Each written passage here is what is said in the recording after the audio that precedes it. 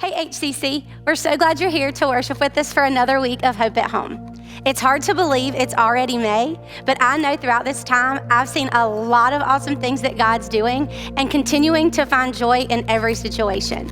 Remember, make sure you're connecting with us in the comments so that we know how things are going with you for Hope at Home.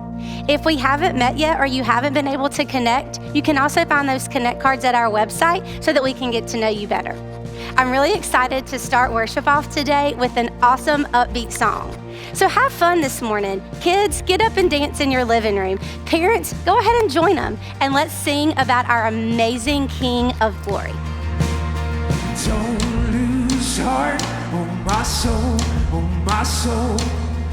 Don't give up, there is hope, there is always hope.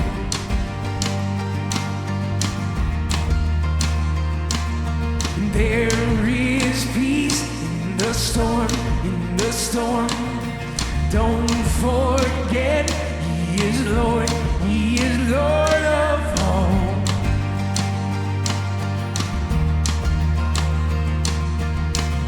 There is a King of glory, there is a God who saves, one who is strong and mighty. Freedom is in His name. Open the gates of heaven, lift up a shout of praise. There is a lion roaring, Jesus the King of glory. Lift your eyes, stand in awe, stand in awe. There is one, only one, where my help comes from.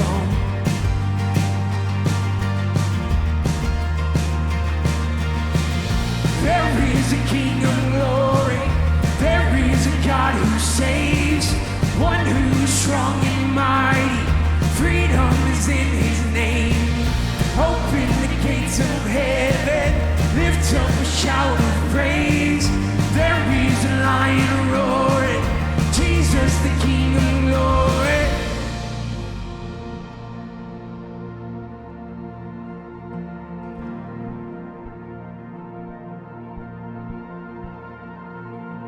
Nations bow, mountains shake at the sound of just one name. Over all, Jesus reigns.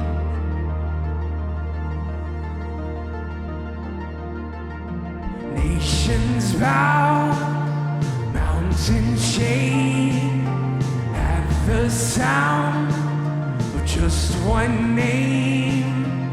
Over all, Jesus reigns. I know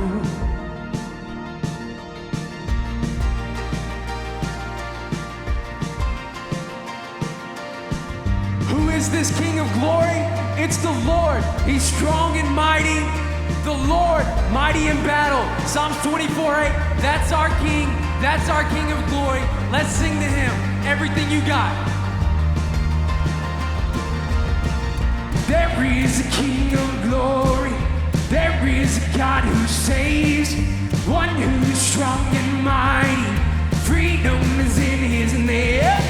Open the gates of heaven, lift up a shout of praise. There is a lion roaring, Jesus the King of glory.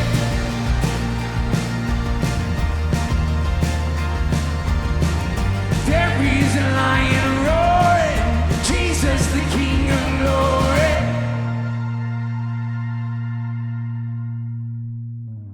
What an incredible promise that we were just able to sing together. That there's a King of glory and there's a God who saves.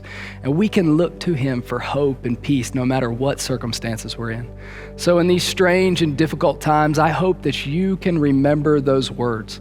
And you can sing that song to remind yourself who's in control. At this time, we want to continue worshiping together through our giving. This week, I was reading the story of the widow's offering from Mark chapter 12. And here, Jesus is at the temple with His disciples, and He's comparing the offering of the rich who are giving out of their abundance to the offering of a widow who's giving out of her poverty. And even though the widow gives a financially insignificant amount, Jesus makes this incredible statement that she has given more than anybody else. And what struck me as I read was the faith of the widow. By giving away all that she had, she was completely trusting that God would care for her needs. And that's the difference between her offering and the offering of the rich, that they didn't have to put their faith in God because they could rely on their own means. In times of uncertainty, our natural reaction is to hold tight to the things that we have because they give us some sense of security. And we only give what we know won't really affect us. But we show our faith when we give during those times where we can't see what's ahead. And that's exactly what you've done these past 2 months. We've been incredibly blessed to have a church family who's given both faithfully and generously during these uncertain times. And because of your faith in God, Hope has been able to maintain our support for all of our ministry partners, like One More, One Less Project, who's advocating for foster children in North Carolina, as well as our partners working overseas, like Ufi and Olga Boli, who lead our entire church planting network across West Africa. So from all of our staff here at Hope and all of our partners, thank you so much for your generosity. It's allowed us to keep pushing the gospel to new places. If you'd like to continue to give, you'll see 3 ways to do so on your screen. You can either mail a check to the address given, you can use our text to give option, or you can give electronically either through our app or through our website at hopeshelby.org. And I want to end with just a quick challenge from that song we just finished singing, that you remember to keep putting your faith in the King of Glory and the God who saves, because he is strong and mighty, and there's freedom in his name. You give life, you are love, you bring light to the darkness, you give hope, you restore every heart that is broken. Great are you, Lord. It's your breath in our lungs, so we pour out our praise, pour out our praise. It's your breath in our lungs, so we pour out our praise to you only.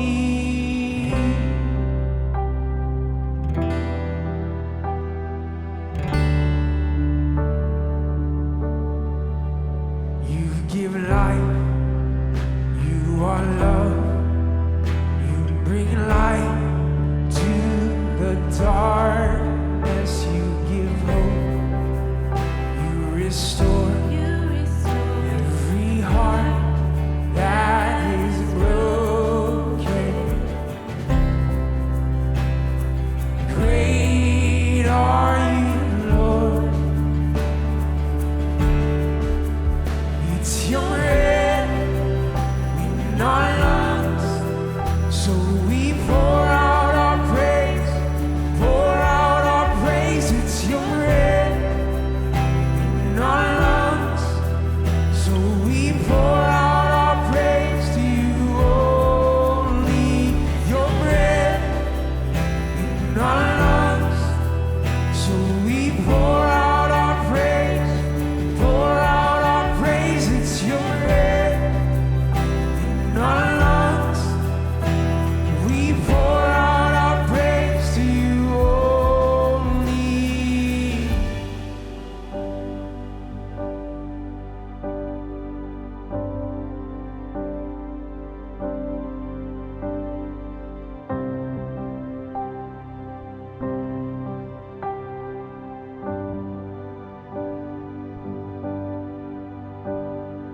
All the earth will shout your praise. Our hearts will cry. These bones will sing. Great are you, Lord. All the earth will shout your praise. Our hearts will cry. These bones will sing. Great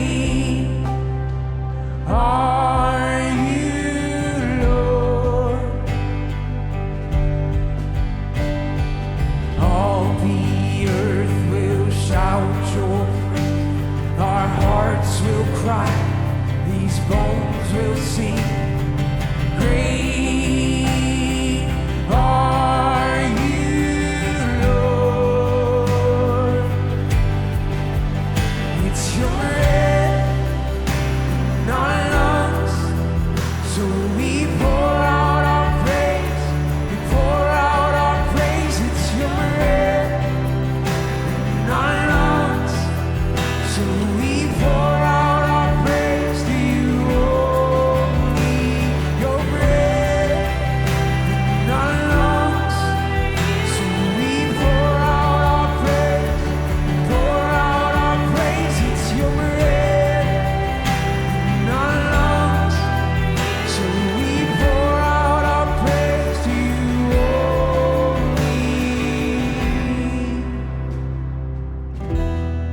Great are you, Lord. Hello, everyone, and welcome to another week of Hope at Home. If you have your Bibles with you, let's read Psalm 27, verses 1 through 8 together.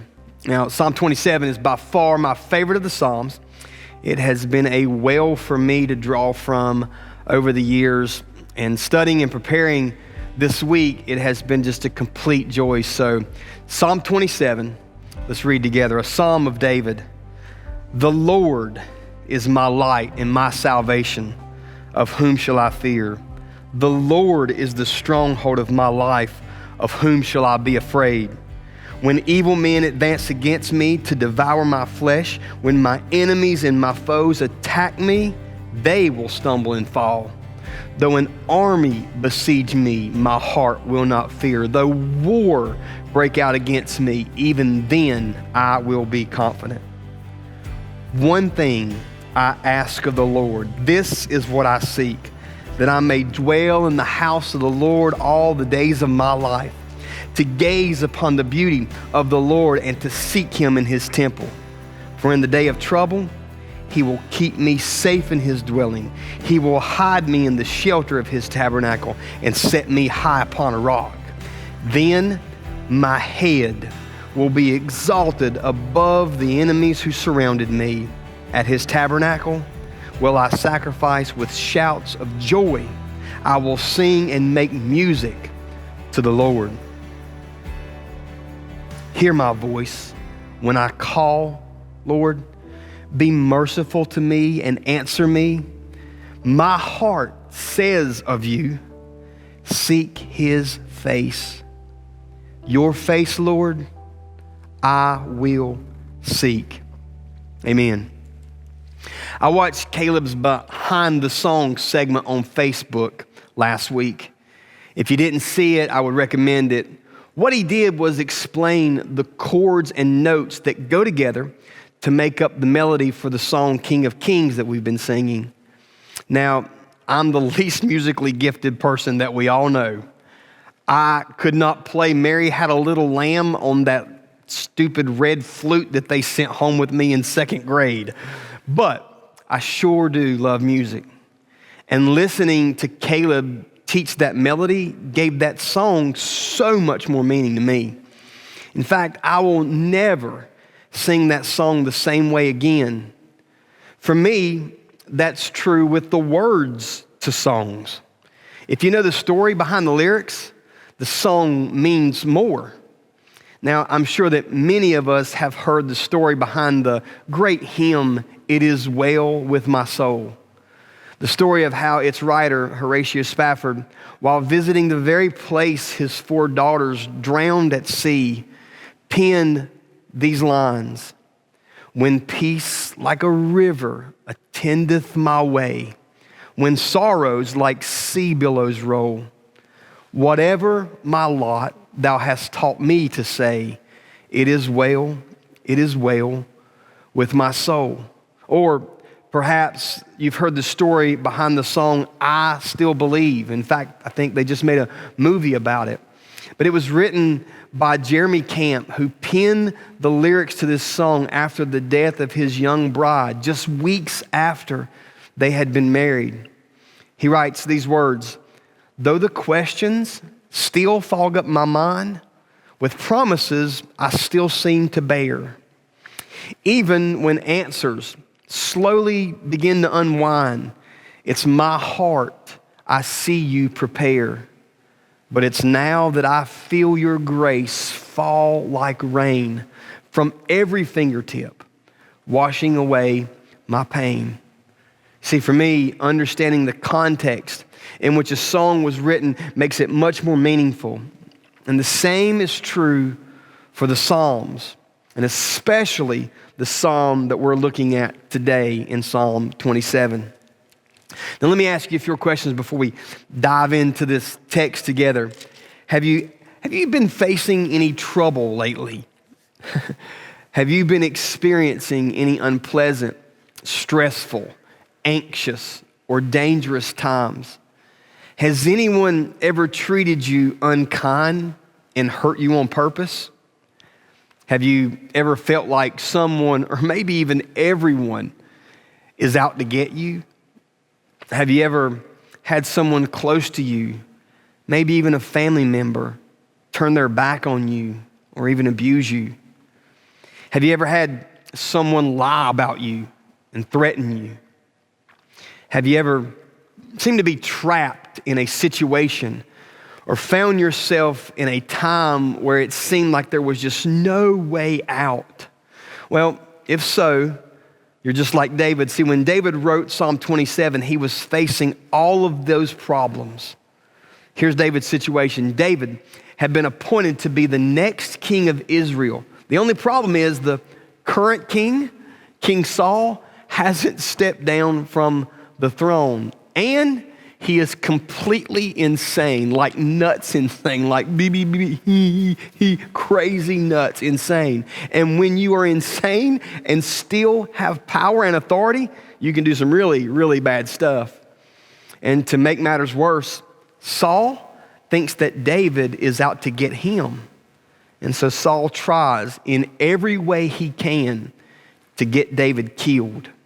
In fact, in just 2 chapters of 1 Samuel, chapters 18 and 19, Saul tries to kill David 12 times in just those 2 chapters. He chunks a spear at him 3 times while David's playing the harp for him. I thought about doing that in the creative wing this week, just walking in and chunking spears at Austin and Caleb and Andrew, just to see how that would go. But Saul also makes David a commander over 1,000 troops, but that's not an honor. It's actually Saul's hoping that David would get killed in battle. Saul also offers his daughter in marriage to David as long as David would go try and kill 100 Philistines. I may try that with my daughter's boyfriends over the years. He tries to get David's best friend, his own son Jonathan, to kill David. He sends 3 different groups of men to hunt and kill David. And then finally, Saul takes the entire army of Israel and sets out to kill David himself. Now, Saul had been like a father to David. So because David loved Saul, and because David would not lift a finger to harm God's anointed king, David fled and hid out in the hills and caves of the wilderness in Israel. It was during this time of running for his life that David penned the words of Psalms 27. Now, just imagine this with me. It's in the middle of the night. David is standing at the mouth of a cave, high up on a mountain. Below him in the valley, covered in a blanket of pitch black darkness, is a vast rocky terrain. David is standing at the mouth of the cave, listening for troop movement, listening for anything that sounds out of the ordinary. He's scanning the area from left to right, looking for lights from campfires or movement of torches. A firefly a mile away would have turned David's head and startled him. I would imagine that David was scared. I'm sure that he was worried, not only for his own life, but you see, David had 600 men with him. These men had left their homes, wives, and children, sworn to protect David because they knew that he was God's chosen king. What will he do if Saul attacks with the full force of the army? What if Saul has actually allied with other nations? There could be thousands, 10,000s of troops positioning themselves in the valley below, and David couldn't see them. I imagine that David began strategizing, began planning and thinking to himself, at first light, I'll know. As soon as the sun rises and its rays stretch across this valley, then I will know where they are. I can see the enemy. But then he begins to panic. That'll be too late. By then, we'll be surrounded. We'll certainly be trapped. And then he turns and he looks over in the cave at his mighty men asleep. And he begins to think to himself, all these men will die. So I bet he starts to put an escape plan together. He looked around for a way out. Or maybe he thinks he should wake the men and they should start building a fortress. If they hurried and worked all night, they could move the rocks around and build a fortress, a place of defense. If they hurried, they could do it by dawn.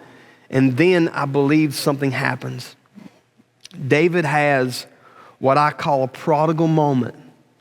It's a moment when David comes to his senses. Like the prodigal son from Jesus' great parable. When he was in the pig pen and starving for scraps, Jesus says that he comes to his senses and remembered his father, and then he sets out for home. And that's what I think happens to David here in this moment. Maybe he looked down and caught a glance at his sling and remembered when that stone struck Goliath's head. Maybe David remembered the day when Samuel pointed his way and said, "This is the one the Lord has chosen as the new king of Israel."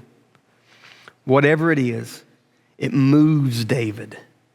He goes over and grabs his satchel, pulls out his journal and pen, and there he begins to write Psalm 27, verses 1 through 3. The Lord is my light and my salvation, my way out. Whom shall I fear? The Lord is the stronghold, the fortress of my life. Of whom shall I be afraid? When the wicked advance against me to devour me, it is my enemies and foes. They are the ones who will stumble and fall. Though an army besiege me, my heart will not fear. Though even war break out against me, even then will I be confident. Now, I want us to pause from the storyline and learn a few things. Let's learn something. What a great lesson we learn from David. When we are facing dangers, even death, our confidence will be found in nothing or no one but God. No plans that we make or governments make or experts make will give us confidence in times of trouble. Now I want us to look at the word David uses in all of the psalm. David chooses his words carefully. Here David uses the Hebrew word batak. This word means trust. The word for confidence means trust, security, boldness, and hope. David is saying, because God is my light, salvation, and stronghold, no matter what comes my way, I will trust. I will be secure, be bold, not timid, and I will have hope. Learn to do this. We must learn to do this. Please get this and apply it to our lives.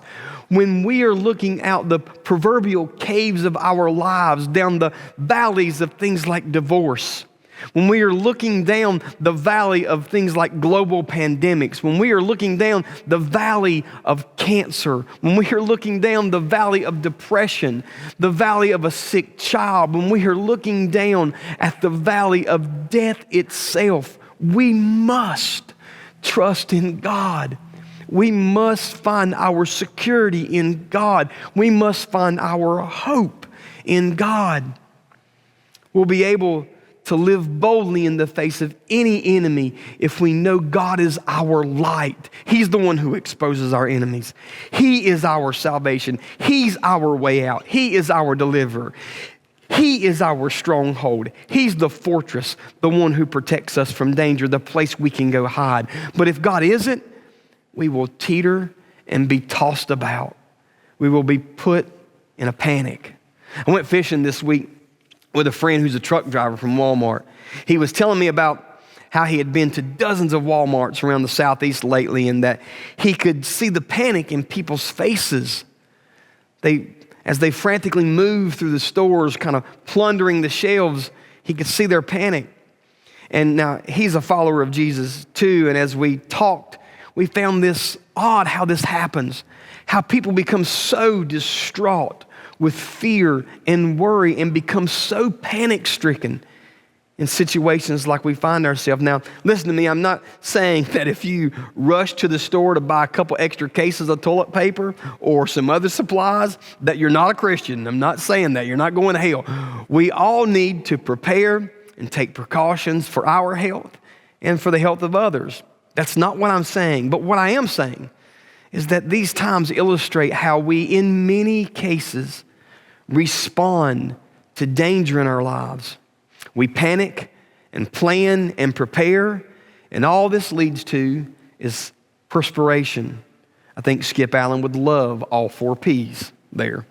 So, what we can learn from David in these first 3 verses is, if we would have a prodigal moment, and I don't know about you, but I've had 10 of these prodigal moments per day where I've come to my senses. 1 hour, I'm good with all that's going on, and the next, I'm just ready to explode. But if we could just come to our senses and consider who is our light, salvation, and stronghold, and keep trusting in God, then maybe our panic would actually turn into praise. You know, I've wondered if David didn't just put down his journal and pen and go to the mouth of that cave and shout those lines into that valley and listen as they echoed off the hills. And I wonder what fear and confusion that would have struck in the enemy to hear praise coming from that cave instead of panic. Now, let's jump back in to the storyline. Imagine with me that David is back in the cave. He's leaned against a stone. His journal is over his bent knees. Tears are streaming down his face because he's just had a classic Jeremy Peeler squalling fit. Then he looks around the cave, and I think he has this inner impulse to worship. I believe he thinks, I wish I could go back to the tabernacle and worship. You see, the tabernacle was the place where people believed God lived. It was the place where David had served God by playing his harp for Saul. Here's my thought. David was a little bit like us during this moment. David just wants to go back to church. He wants to be back in church. Listen to what he writes in verse 4. One thing I ask of the Lord, this is what I seek, that I may dwell in the house of the Lord all the days of my life, and to gaze upon the beauty of the Lord and seek him in his temple. Again, I want us to pause from that storyline because we have some things to learn from this verse and from David. Now, before we look at some of the points from this verse, I want to say that if I were writing these verses facing what David was facing, I would not have written what he did. I would have probably written something like this. The one thing I ask of the Lord, the one thing that I seek after is an armored tank division or some kind of an airstrike, or even, God, some kind of simple act of flooding this valley overnight. Something like that is what I would have sought after from the Lord. I would have prayed for the whole ordeal to just be over. In fact, let's do a little exercise with me. Let's play a game of fill in the blank. What would you put in this blank? The one thing I ask for, the one thing I seek is. What would you put there? While I'm telling you that this was so convicting for me this week, David's one thing would not have been mine. If I'm being honest, mine might have said, the one thing I seek is for things to just get back to normal. The one thing that I seek is for my son's baseball season to start back up. The one thing I would have prayed for is that for sports to please come back to TV. And maybe that's why I have been so up and down from this thing to that lately. David didn't ask for trouble to end. He didn't ask for Saul to have a change of heart. He didn't ask for Saul to call back the troops or change the plan or to pull things back. David asked that he may dwell in the house of the Lord. Now again, David chooses his words carefully. The word he uses here is yashav. It means to remain with, to set in place, or to abide with. David wants to stay with God. Let me say it this way. David didn't want to just come to church once a week. He wanted to be with God all the time. Wherever God was, this is where David wanted to be. It was like he missed God. He longed to be with him. It's almost like a love letter written back from a soldier on a battlefield. He just wanted to be with the one he loved and not be separated from him. Have you ever been in a relationship like this? You just love someone so much that you want to be with them all the time. My wife and I, we've been married for 22 years, and I absolutely love to be around her. Now, she might not say the same thing about me, but I love being around her. When we were dating, I lived in Lincoln and she lived in Kaiser, and that was just too far away for us to see each other every day. And so we talked on the phone during the week, and that was great. And phones, like landlines, one with cords and stuff. We talked on the phone once a week, and it was great, but I could not wait for the weekends. She was and is still so beautiful. I could not believe she kept saying yes every time I asked her out. And after a while, I asked her to marry me because I wanted to be with her all the time. The weekends were just not enough for me. And that's what David meant when he wrote that he wanted to dwell in the house of God. One day per week would not be enough for David. Dating God on the weekends wouldn't be enough. Living with God, being married to God, that's what David wanted. The second thing David says in verse 4 that we can learn a lot from is that David desired to gaze upon the beauty of the Lord. The word gaze used here is shazah. It means to behold or to experience. Now, of all the words David considered that he could have used, this word's the best. This word does not mean to simply see or look at. There was another word that he could have chose for just to see. You see, David doesn't want a glance at God. It will not be enough for him to merely get a look at God's beauty. David wants to experience God's beauty. He doesn't want to go and hear about God's beauty. He doesn't want to go and sing about God's beauty. He doesn't want to see a painting about God's beauty. He doesn't want to look at a scenic nature scene and see only the reflections of God's beauty. David wants to experience God's beauty. Now let me explain it this way. I told you that I thought and still think that my wife is beautiful, and I do. But I don't want to only see her beauty. I want to experience her beauty. Or another way to explain it would be Pastor Rick's love for Peeps. You see, Rick loves Peeps, but I promise you that he doesn't only want to look at the box of Peeps. He wants to taste them. He wants to consume them. He wants the whole full Peep experience. Now, that's what David's saying. Now, another interesting word that David chooses is the one for beauty.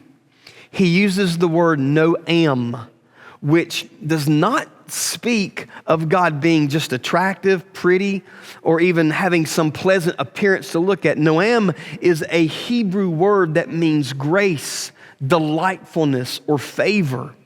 So in other words, what David is saying is that he wants to continually experience God's grace. Isn't that wonderful? But why? Why in this situation, in this time of trouble, would he want that? Because isn't there something calming of the chaos of life when we gaze upon the beauty of God's grace? In other words, isn't it wonderful, peaceful to know that you don't have to work yourself out of the situation, but just rest in the unearned favor that God has toward you? We don't have to perform for him to be our light, salvation, and stronghold. He's those things because of who he is, and he is grace. Third thing David said in verse 4 that he desired is to inquire of him in his temple. Now get this, the root meaning for this word means to plow. Now the more general meaning is to meditate, to seek, or to dig deep, or to search out. So what David is saying is that he wants to plow deeper and deeper into his relationship with God. He wants to find out more and more and more about God. David's saying that right now he has a high school diploma in God, but he wants to get his PhD. He wants to grow in his relationship with God, and he is thinking, I can't wait to get back to church so that I can inquire of God and get to know him more. Now, I'm like many of you. I cannot wait to get back to us gathering together at Shelby and at UC. I sincerely miss seeing each of your faces. It is bittersweet watching names of people pop up on our Facebook live feed each Sunday as we worship together and yet apart. I miss singing together. I miss singing loud because the sound of everyone else drowning out how bad I sing. In fact, a few weeks ago, my wife, during the worship at Hope at Home, I was singing one of the songs loud, and she looked over and she said, can you please be quiet? I love to hear her sing. I miss hearing live preaching. I miss preaching in front of people instead of cameras. I miss Martha's coffee and cream cheese squares. I miss the smile from the greeters and the parking crews. I can't believe I am going to say this, but I even miss setup and teardown at UC. But I don't want our desire to get back to church to be so that we can see each other again, or that we can get back into the normal routine. I hope that we are wanting to get back so that together we can go deeper and deeper in our relationship with God. Now, one last time, let's go back inside the cave with David. Imagine that he is there wrapping up the leather straps around his journal. He's going to put it away for the night. He's encouraged now. He's confident that God will save him from this situation, and that one day he will get to go back to the tabernacle and worship. He looks forward to that day with hopeful anticipation.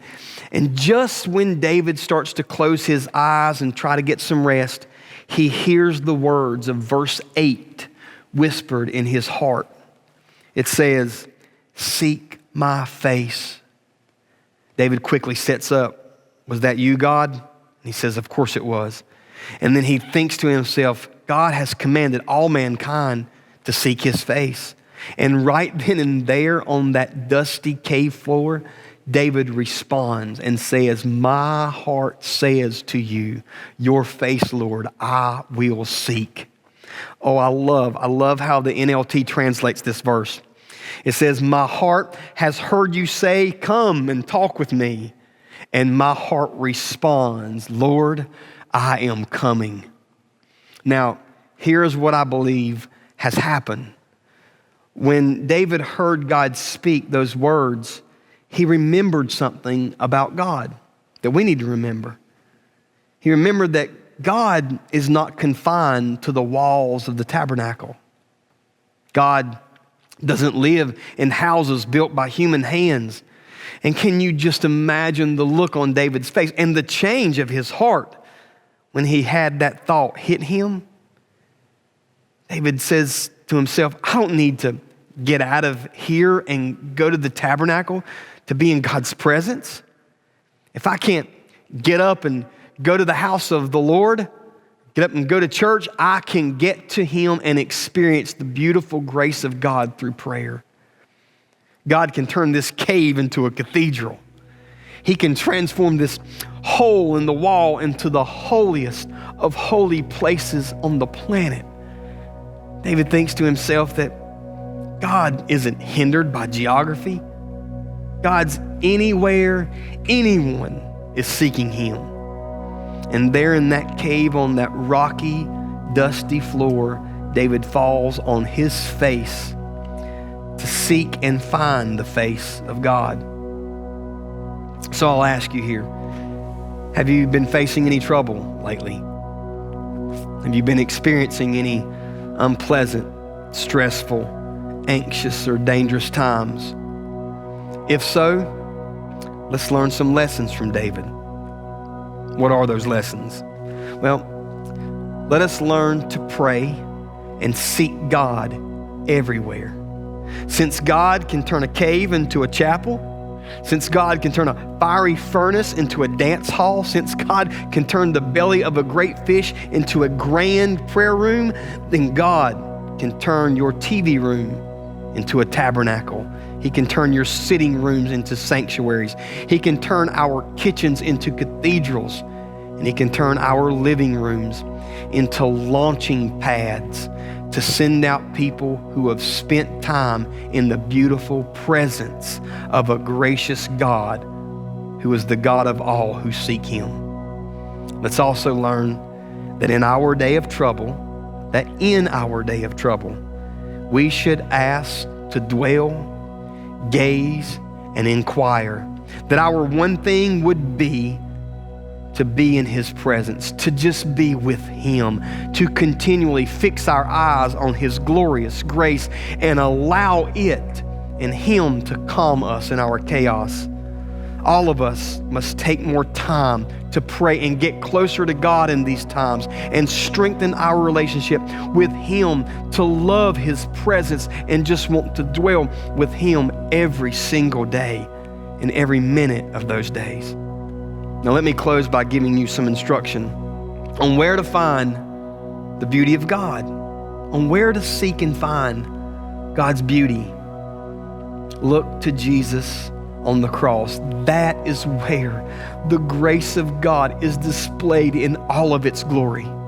You will never find true love and beauty displayed anywhere or in anything like at the cross. Yes, you see, Jesus is there in this text. Jesus told his disciples that everything written about him, from Moses to the prophets and in the Psalms, must be fulfilled.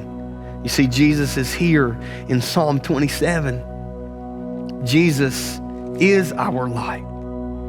He shines his light and exposes our greatest enemy, sin. Satan and sin are creeping up on us in the night, trying to kill, steal, and destroy us. But Jesus is there shining his light to reveal them, to give us prodigal moments to come to our senses. Jesus is our salvation. We can't get away from sin. Sin and death is the enemy that we cannot defeat, that we cannot retreat from. Sin has completely surrounded us. There is no way out except through Jesus. He is our salvation and deliverer. Jesus is our stronghold. He is there for us to run to in our days of trouble, and in him and him alone, we are forever found safe. So if you're a follower of Jesus, say this with me and David. Jesus is my light and my salvation. In whom shall I fear? Jesus is the stronghold of my life. In whom shall I be afraid? In my day of trouble, yes, even death, in Jesus I will be confident.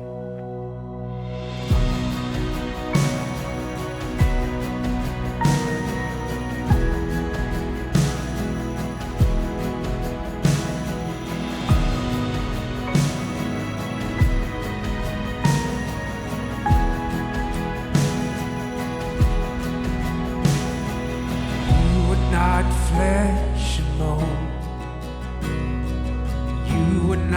weak or slow.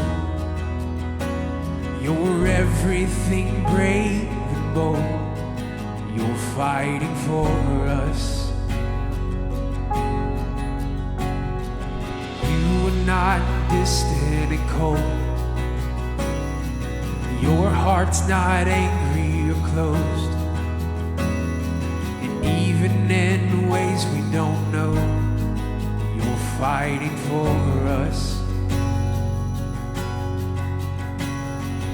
You won't hold back when it comes to your children. You fiercely defend us till we stand delivered. You're fighting for us, always fighting for us. You don't back down facing armies of thousands. You speak one word and they scatter around us. You're fighting for us, always fighting for us, always fighting for us.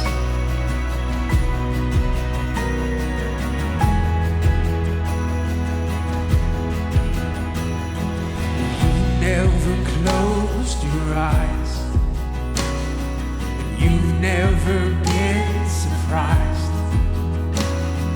Whatever war may rise, you're fighting for us.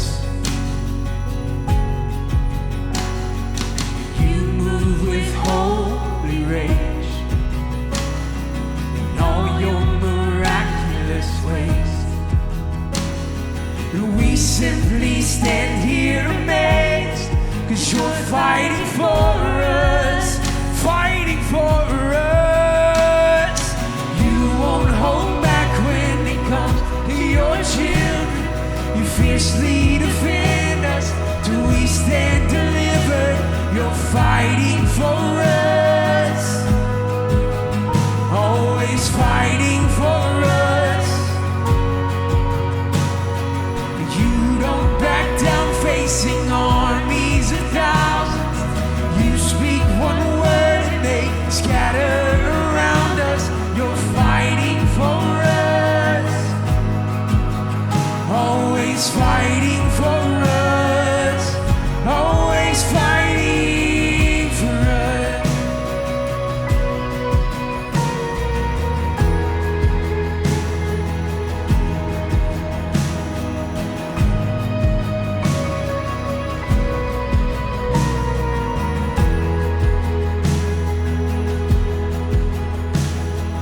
How great love, the furious love of the one true Father. How great the love, the conquering love of the one true Father. How great the love, the furious love of the one true Father.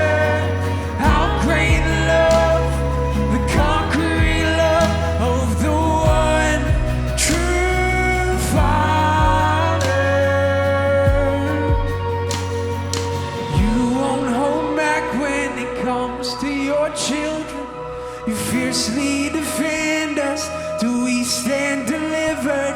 You're fighting for us, always fighting for us. You don't back down facing armies of thousands. You speak one word and they scatter around us. You're fighting for us, always fighting for us. God, you're fighting for us. How amazing is it that God is always fighting for us? He is our strength and He never leaves us. He's there for us each and every day of our life, even during this crazy season that we're going through right now. Make sure that you're connecting with those around you and sharing how God is fighting for you. You never know how your story is going to change somebody else's life. Remember, we have ways that you can connect with us. You can go to our website and find that Connect card and let us know what's going on in your life. We would love to hear from you. We'll continually be praying for you, and we're looking forward to seeing you next week.